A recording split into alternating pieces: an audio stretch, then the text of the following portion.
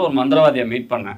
அவங்க அந்த ஜின்னை பற்றின நிறைய விஷயங்கள் சொன்னாங்க. சொல்லிட்டு அவங்க என்ன சொன்னாங்கன்னா, இந்த படத்தை வந்து நீங்கள் காமெடியாக மட்டும் எடுத்துடாதீங்க, எடுக்கிறதா இருந்தால் சீரியஸாக ஒரு ஹாரர் மூவியாக எடுங்க, காமெடியாக பண்ணாதீங்க அப்படின்னு. அப்போ தான் எனக்கு ஸ்ட்ரைக் ஆச்சு, ஓகே அப்போ காமெடியாக பண்ணலாம் நம்ம அப்படின்னு கரெக்டா பண்ணிருக்காரு அவரு.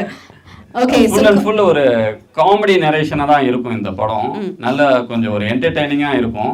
அண்ட் என்ன அப்படின்னா, அவங்க அப்படி சொன்னாங்க, அதுக்கேற்ற மாதிரியே படம் ஷூட்டிங் ஸ்பாட்லலாம் நிறைய டிஸ்டர்பன்சஸ் இருந்துச்சு ஆக்சுவலாக. ஓகே, ஆமாம், ஃபஸ்ட்டு ஷாட்டே நாங்கள் ஷூட் பண்ணும்போது பயங்கர மழை. அப்போ வரைக்கும் மழையே இல்லைங்க, வெயில் அடிச்சிட்டு இருந்துச்சு. கரெக்டாக அந்த ஷாட் நாங்கள் எடுக்கிறோம், இவர் வந்து அந்த ஜின் பாக்ஸ் எடுத்துகிட்டு வீட்டுக்கு வராருன்ற மாதிரி, சரிங்களா?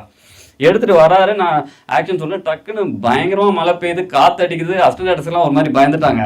ஆனால் என்னென்னா நீங்கள் சொல்கிறது நீங்கள் சொன்னதெல்லாம் நடக்கிற மாதிரி இருக்கு அப்படின்னு சொல்லிட்டு.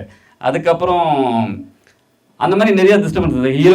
Heroine costume designer and assistant actors இவங்க எல்லாருக்குமே கொஞ்சம் கொஞ்சம் டிஸ்டர்பன்ஸ் இருந்தது. அடிக்கடி நிறைய பேருக்கு உடம்பு சரியில்லாமல் போச்சு. அண்ட் அந்த பாக்ஸ், ஜின் பாக்ஸை வந்து யார் கொண்டு போய் வீட்டில் வைக்கிறாங்க அப்படின்னா, அந்த வீட்டில் வைக்கிற அன்னைக்கு வந்து அவங்களுக்கு ஜுரம் வந்துடுது.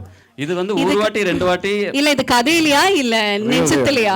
ரியல் ஜின் பாக்ஸ் இப்ப ஷூட் முடிச்சதுக்கு அப்புறம் அவர் வீட்டுக்கு கொடுத்து அனுப்பி இருக்கீங்களா? இல்ல என் வீட்டுல தான் இருக்கு. இப்போ நாங்க பழகிட்டோம். நீங்க அப்படி ஃப்ரெண்ட்லியா ஜாலியா ஆயிடுச்சு.